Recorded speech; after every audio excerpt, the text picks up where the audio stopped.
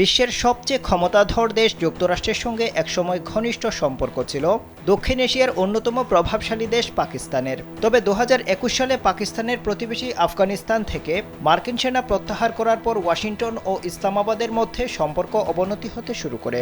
এই অবস্থায় পাকিস্তানের দূরপাল্লার ব্যালিস্টিক ক্ষেপণাস্ত্রের ওপর নিষেধাজ্ঞা আরোপ করেছে যুক্তরাষ্ট্র। বৃহস্পতিবার এ বিষয়ে কথা বলেছেন হোয়াইট হাউসের জাতীয় নিরাপত্তা বিষয়ক উপদেষ্টা জন ফিনার। তিনি বলেন, পাকিস্তান ক্রমবর্ধমানভাবে অত্যাধুনিক ক্ষেপণাস্ত্র প্রযুক্তি উন্নয়নে কাজ করে চলছে। এর মধ্যে আছে দূরপাল্লার ব্যালিস্টিক ক্ষেপণাস্ত্র ব্যবস্থা সহ অন্যান্য সরঞ্জাম, যা দেশটিকে উল্লেখযোগ্য বড় রকেট মোটর পরীক্ষায় সক্ষম করে তুলবে। স্যান্ডেলিনা সো, রূপচর্চায় আভিজাত্য।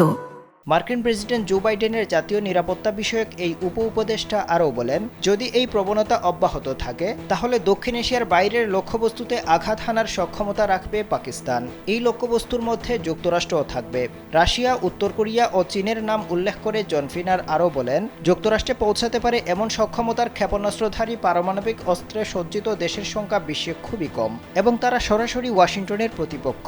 সুতরাং অকপটে বললে পাকিস্তানের পদক্ষেপগুলো যুক্তরাষ্ট্রের জন্য একটি উদীয়মান হুমকি ছাড়া অন্য কিছু হিসেবে দেখা ওয়াশিংটনের পক্ষে কঠিন। এজন্য পাকিস্তানের এই কর্মসূচির ওপর নিষেধাজ্ঞা আরোপ করেছে যুক্তরাষ্ট্র।